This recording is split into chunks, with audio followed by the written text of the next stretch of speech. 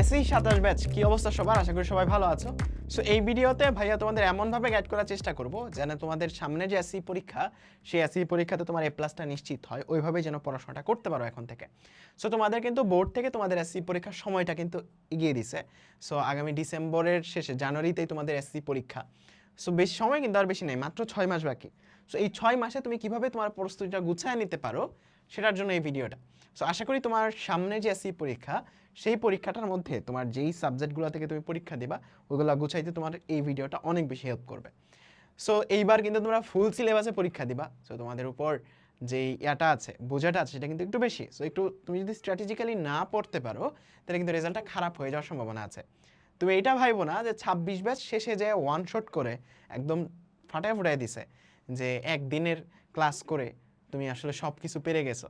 ভাই 26 ব্যাচে অধ্যায় ছিল 6টা। আমি যদি বলি যে এই অধ্যায় থেকে এই টপিকের উপর প্রশ্ন আসবে, আসবেই। কেন কি সুযোগ নাই তো? 6টা অধ্যায় থেকে 7টা অধ্যায় থেকে 8টা সৃজনশীল বা 7টা সৃজনশীল, এটা তো বলাই যায় যে এই অধ্যায় থেকে এই টপিক থেকে সৃজনশীলটা আসে। সো ওই অধ্যায় থেকে আসবে কি না এটা তোমাদের সময় বলাটা কঠিন। অ্যান্ড তোমাদের সময় এইরকম সাজেশান বা এরকম শর্টকাট দিয়ে আসলে কিন্তু তোমরা মানে ভালো রেজাল্ট করতে পারবা না। সো সেটার জন্য এখন থেকেই তৈরি হয়ে যাও, এখন থেকেই ভালো করে তোমাদের পড়াশোনাটা করা মানে দরকার। সো সেটার জন্য আমার যদি কোনো ছোটো ভাই বোন থাকতো 27 ব্যাচের এসএসসি, তাদেরকে আমি যেভাবে গাইড করতাম, সো আজকের এই ভিডিওতে তোমাদেরকেও সেভাবে গাইড করার চেষ্টা করব। সো আমার পরিচয়টা দিয়ে নিই, আমি হচ্ছি সারোয়ার হোসেন ইমন, আমি পড়ছি বুয়েটে। তোমরা হয়তো চিনে থাকবা বুয়েটকে। সো এবং আমার কলেজ ছিল নটরডেম কলেজ। ওকে, সো আমি বলবো যারা এসি 27 ব্যাচ আছো, আজকে একটা খাতা কলম নিয়ে করবা, খাতা কলম নিয়ে বসবা, কারণ প্ল্যানিং সবসময় খাতা কলমে করতে হয়। সো খাতা কলম নিয়ে বসবা। সো খাতা কলম নিয়ে তুমি তোমার পুরো যে অধ্যায়গুলো আছে, physics, chemistry, higher math, biology, বাকি যত সাবজেক্ট আছে, পুরো সাবজেক্টগুলোকে দুইটা ক্যাটাগরিতে ভাগ করবা। ঠিক আছে? একটা হচ্ছে ক্যাটাগরি 1, এখানে তোমার ওই সাবজেক্টগুলো যেগুলো তুমি আগে খুব ভালো করে পড়ছো, এতদিনে ক্লাস 9-এ বা ক্লাস 10-এ তুমি খুব ভালো করে পড়ছো। সো এখানে তোমার ওই অধ্যায়গুলো থাকবে যেগুলো তুমি খুব ভালো করে পড়ছো, খুব ভালো করে পড়ছো, খুব ভালো করে পড়ছো। অ্যান্ড ক্যাটাগরি 2-তে তোমার ওই অধ্যায়গুলো থাকবে যেগুলো তুমি এখনও টাচ করো নাই বা এখনও পড়ো নাই। ঠিক আছে? সো তোমার কাছে একটা প্রপার প্ল্যান দাঁড় করাইতে হবে তোমাকে, কারণ তোমার কাছে সময়টা কম। আগামী 6 মাসে তোমাকে সব কিছু গুছাইতে হবে সুন্দর করে। 6 মাসেও না, টেস্ট পরীক্ষার আগে সব কিছু সুন্দর করে গুছাইতে হবে। সো এইরকম ক্যাটাগরিতে তুমি ভাগ করবা তোমার অধ্যায়গুলো সর্বপ্রথম। ঠিক আছে? সো ক্যাটাগরিতে যখন ভাগ করছো, এখন তুমি প্ল্যান করো যে ভাইয়া এই যে আমার এই ক্যাটাগরিগুলো আছে, তাইলে আমার কি করতে হবে? এই যে যেগুলো আমার এখনো পড়া হয় নাই, এগুলাকে আমার কনভার্ট করে এমন বানাইতে হবে যে এটা ক্যাটাগরি 1-এ যেন চলে যায়। ক্যাটাগরি 1-এরগুলো আমি অলরেডি ভালো পারি। সো ক্যাটাগরি 2-এরগুলোকে এমনভাবে প্রস্তুতি নিতে হবে যেন আমি এইগুলা থেকে, সবগুলা থেকে সিকিউ প্লাস এমসিকিউ উত্তর করতে পারি। সবগুলা থেকে যেন আমি সিকিউ প্লাস এমসিকিউ উত্তর করতে পারি। ঠিক আছে? বুঝতে পারছো? সবগুলা থেকে যেন সিকিউ প্লাস এমসিকিউ উত্তর করতে পারি, তার মানে এইভাবে আমাকে কনভার্ট করতে হবে। এটা হচ্ছে তোমার পুরো প্ল্যান। এখন তুমি একটা দিনকে কিভাবে ভাগ করবা এখন থেকে? তুমি সর্বোচ্চ ইফোর্টটা দিবা এখন থেকে। সো যতক্ষণ তুমি নিজে পড়বা বাসায়, তার অর্ধেকটা সময়, অর্ধেকটা সময়, অর্ধেকটা সময়, অর্ধেক সময় পড়ার তুমি সময় দিবা এই অধ্যায়গুলোকে। এই অধ্যায়গুলো তুমি রিভিশন দিবা। কি করবা? রিভিশন দিবা, রিভিশন দিবা। রিভিশন দিয়ে প্রত্যেকটা অধ্যায়ের 1 পেজের একটা নোট বানাবা। 1 পেজের একটা নোট বানাবা। ধরো গতি অধ্যায়ের একটা পেজে তুমি একটা নোট বানাবা, যে গতি অধ্যায়ে যাবতীয় যত সূত্র আছে, যা যা আছে সব কিছু গুছায় তুমি একটা 1 পেজের নোট বানাবা, একটা পেজে লেখার চেষ্টা করবা।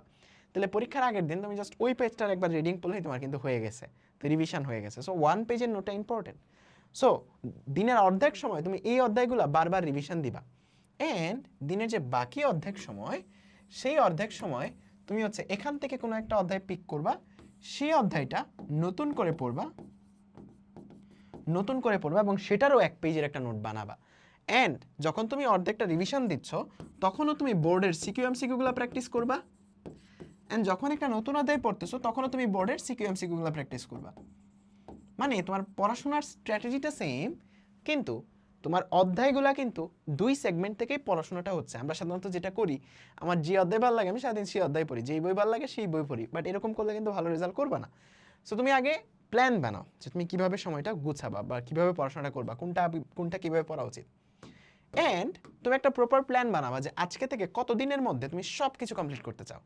ততদিনের মধ্যে তুমি যদি আগেরগুলা রিভিশন দিতে চাও তাহলে কোন দিন বা কোন দিনের মাঝে কতটুকু পড়তে হবে এরকম একটা টার্গেট সেট করো, যে আগামী 7 দিনের মধ্যে বা ধরো জুনের 10 তারিখের মধ্যে তোমাকে কোনটুকু টপিক পড়া লাগবে, বা জুলাইয়ের 10 তারিখের মধ্যে কোনটুকু টপিক পড়া লাগবে। সো এরকমভাবে টার্গেট সেট করো যে জুলাইয়ের 10 তারিখের আগে এই সেট থেকে কোন কোন অধ্যায়গুলো শেষ করবা, জুলাইয়ের 10 তারিখের আগে এই সেট থেকে কোন কোন অধ্যায়গুলো শেষ করবা।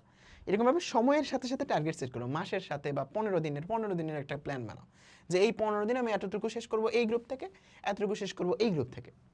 ঠিক আছে? সো এইভাবে তুমি যদি পড়ো তাহলে দেখবা যে প্রত্যেকটা টার্গেট যখন তুমি মানে ফুলফিল করবা একটা মেন্টাল একটা স্যাটিসফ্যাকশন পাবা তুমি। অ্যান্ড 26 ব্যাচের মতো ভুলগুলা কইরো না, শুরু থেকেই ভালো করে পড়বা, দেখবা যে খুবই খুবই সুন্দর করে তোমার পুরো বইটা কিন্তু শেষ হচ্ছে। অ্যান্ড তোমাদের জন্য একটা ভালো একটা জিনিস আনতে চাচ্ছি আমি, সেটা হচ্ছে কেমন হয় যদি আমি তোমাকে বলি যে ধরো আমি তো ফিজিক্স পড়াই, তাই না? সো ফিজিক্সের যে তোমাদের 13টা অধ্যায় আছে, কয়টা? 13টা। এই 13টা অধ্যায় আমি যদি তোমাকে 13টা ক্লাসে এক একটা ক্লাস বড় হবে, এক একটা ক্লাস 3 থেকে 4 ঘন্টা হবে। সো আমি যদি তোমাকে 13টা অধ্যায় 13টা ক্লাসে একটা ছোট্ট কোর্সে যদি শেষ করে দেই তাহলে কেমন হেল্প করবে তোমাদের? এই জিনিসটা কমেন্টে জানাবে। আমি কিন্তু কোর্স নামাই নেই, জাস্ট তোমাদের থেকে জানতে চাচ্ছি তোমাদেরকে কি হেল্প করবে কিনা। সো 13টা অধ্যায় 13টা ক্লাসে যদি তোমাকে শেষ করে দিই, ক্লাসগুলা 3 থেকে 4 ঘন্টা হবে। অ্যান্ড এই ব্যাচটার নাম যদি আমরা দিই যে কম্প্যাক্ট ফিজিক্স বা 13 ক্লাসে ফিজিক্স শেষ, কতটা হেল্প করবে তোমাকে? অ্যান্ড প্রাইসও মনে করো খুবই কম রাখলাম। মনে করো তুমি 1 মাস ফিজিক্স বাইরে প্রাইভেট পড়লে 500 বা 1000 টাকা দেওয়া লাগবে, ওইখানে হয়তো একটা অধ্যায় শেষ করতে পারবা। এখানে এই পুরো জিনিসটা যদি তোমাকে ধরো 500 টাকায় দেই আমরা, তাইলে কি তুমি আমার কাছে পড়বা কিনা?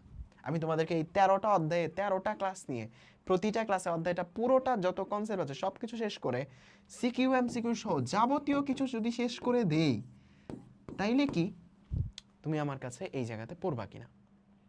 ইনশাআল্লাহ তোমাকে অনেক বেশি হেল্প করবে। অ্যান্ড তুমি এই জায়গাতে এটার মধ্যে ইন্টারেস্টেড কিনা সেটা কমেন্টে জানাবা যে ভাই ইন্টারেস্টেড এই ব্যাচটার জন্য, দেখি কতজন আসলে এরকম একটা ব্যাচ চাও আমার থেকে।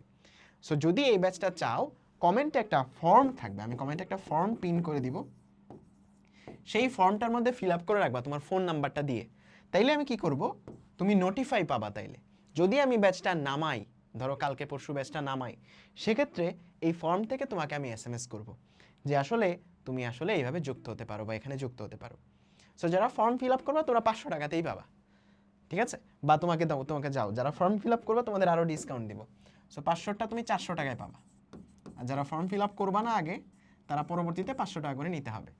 সো বলো 400 টাকায় পুরো ফিজিক্সটা যদি তোমাদের শেষ করে দেই, আমি এবং আমার সাথে বুয়েটের আর একজন ভাইয়া থাকবে।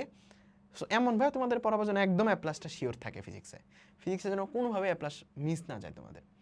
13টা অধ্যায় এমনভাবে শেষ করে দেবো। তাহলে কেমন হয় তোমরা একটা কমেন্টে জানাবা ইন্টারেস্টেড কিনা তোমরা এটার জন্য, এবং ফর্মটা ফিল আপ করে রাখবা যেন মিস না হয় তোমার এই ডিসকাউন্টটা, ঠিক আছে?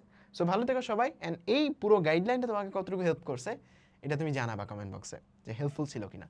সো আল্লাহ হাফেজ, ভালো থেকো সবাই, দেখা হবে ইনশাআল্লাহ অন্য কোনো একটা সেশনে। টাটা।